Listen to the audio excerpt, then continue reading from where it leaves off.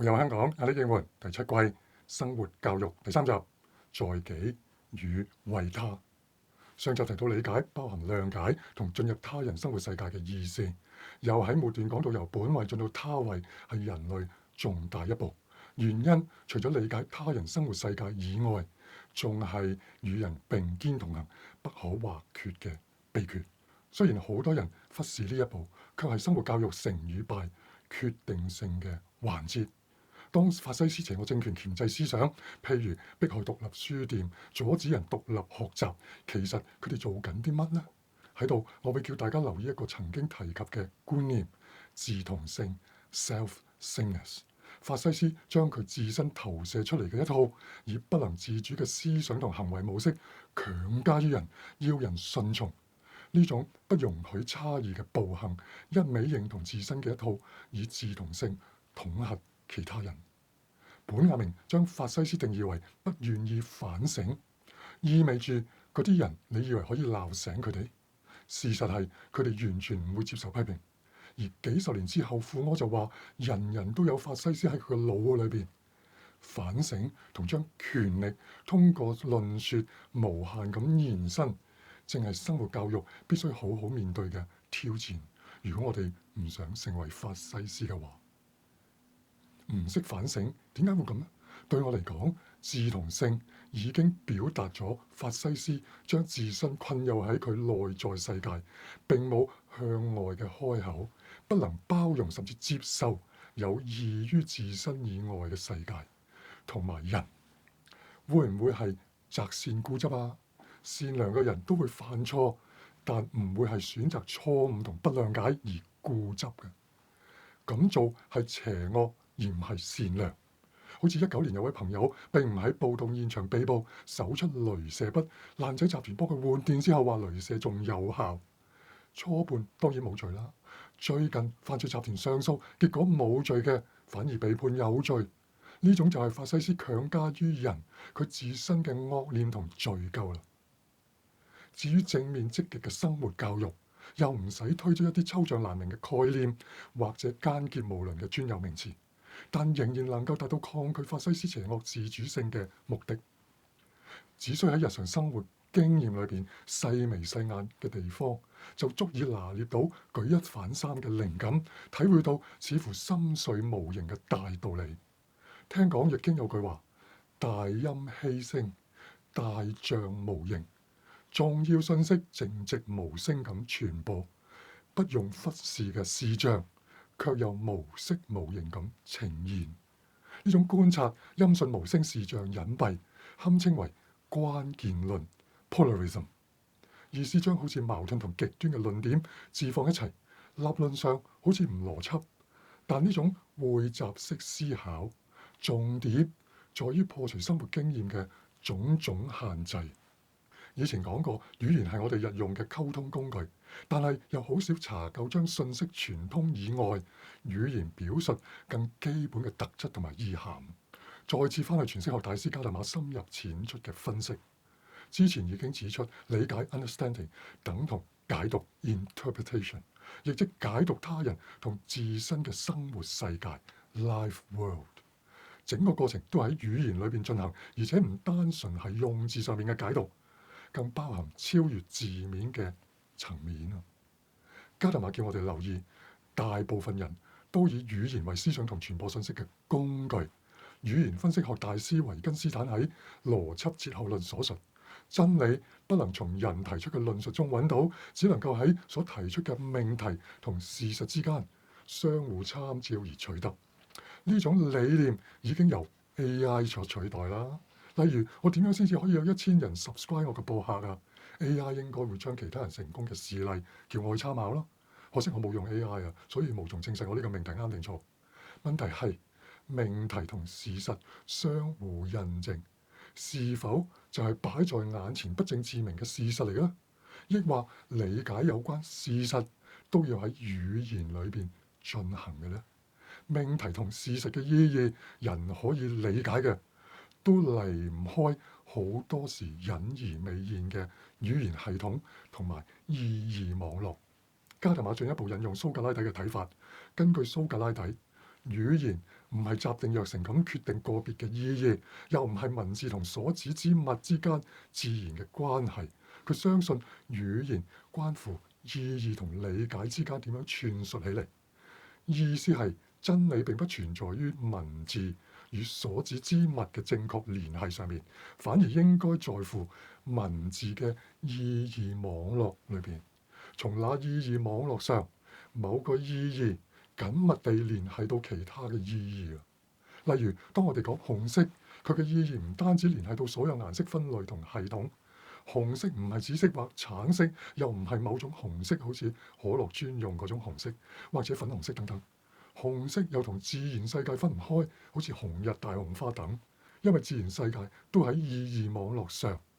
至於生活世界上人再創造而嚟嘅文化意涵，好似危險、停止、吉慶或者派對嘅顏色等，仍然脫離唔到背後嗰個意義網絡。以上論點之前已經講過啦，但係要進一步留意，既然人嘅思想其實都喺語言裏邊構成，按18、19世紀德國語言學家洪堡 William von Humboldt 認為世界作為此在嘅世界，原因我哋嘅生活世界係喺語言中得到表述。換言之，人類生活在世，原初都係建基於語言。呢個睇法有好幾方面嘅含義。其一，將人構想為語言咁樣存有在世，並通過語言而感知生活帶嚟嘅自然經驗。意思就係所有存有嘅嘢都能夠以語言表述出嚟。其二，由於語言表述並非個體嘅事，反而係為咗群體關係而發出嘅，所以事物能夠通過語言同意義表述出嚟，意味住語言真正嘅存在只係喺對話同埋交談裏邊發生嘅。其三，最要緊嘅係，由於語言嘅存在、人嘅存在同世界嘅存在三種存在，全部匯合喺表述呢件事上面。加特馬宣稱，日常語言表述同對話嘅形式，雖然有啲嘢係大聲希音、大象無形，背後隱蔽住錯綜複雜嘅網絡，但係始終都會向人顯現。佢稱之為語言的世界視野。除咗話語言表述同我哋生活世界分唔開之外，喺當中更隱蔽住我哋講緊嘅推動人從本位而向他位嘅思辨力量。加特馬提醒我哋，語言潛藏住不易觸摸嘅地方，並唔係講學語言嘅時候我哋一時間掌握唔到嘅嘢。語言嘅隱蔽處，指語言嘅意義並不單限於語言嘅能指同所指之間簡單而直接嘅關係。例如法西斯三個字作為能指，佢嘅所指即係嗰種單向而暴力嘅政治取態同操作。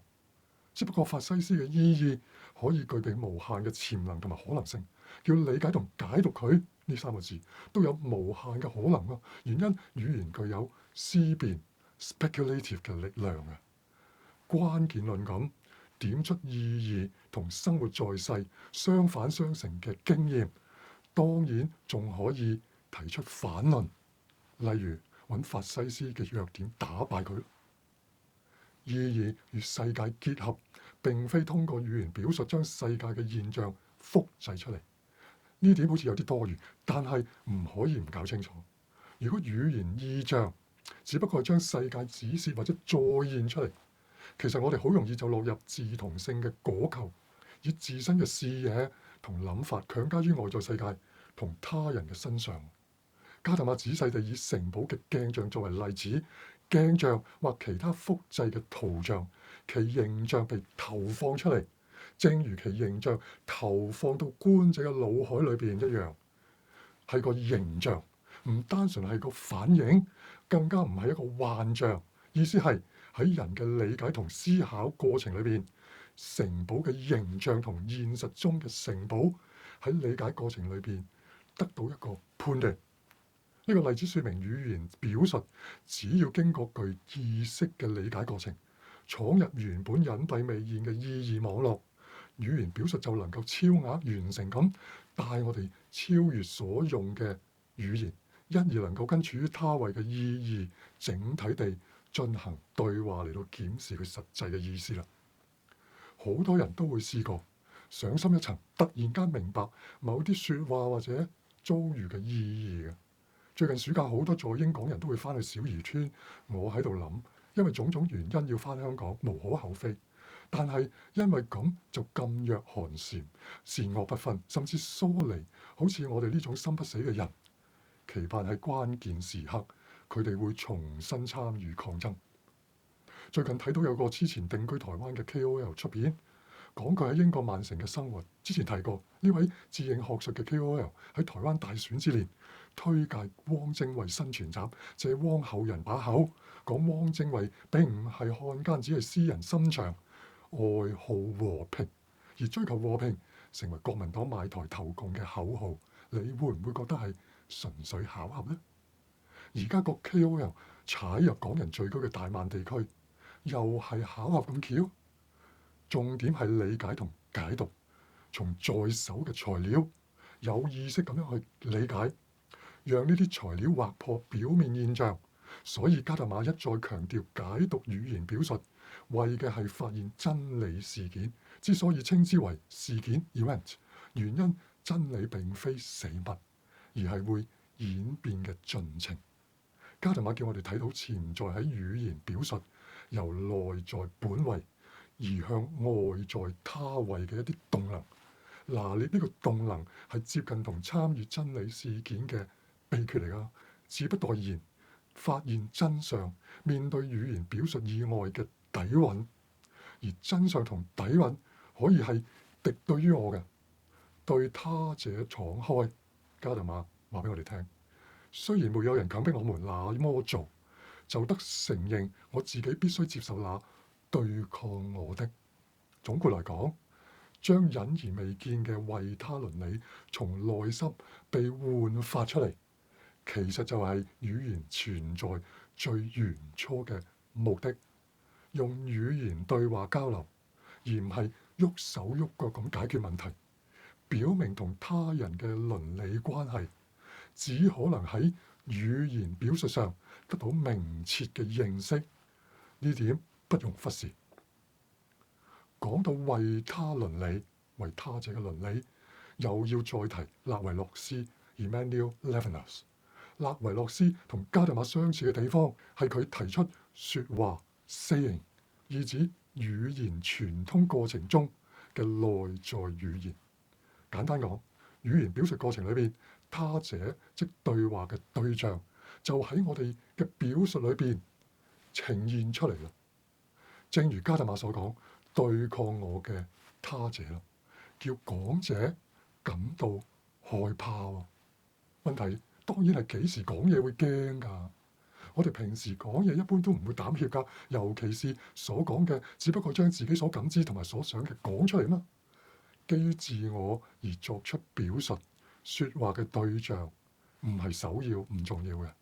然而，當説話嘅對象係重點，例如見工入學面試或者結識心儀嘅朋友，對象嘅回應正正係你語言表述所重視嘅。呢啲情況下，緊張同害怕佢係相當普遍嘅喎，係咪？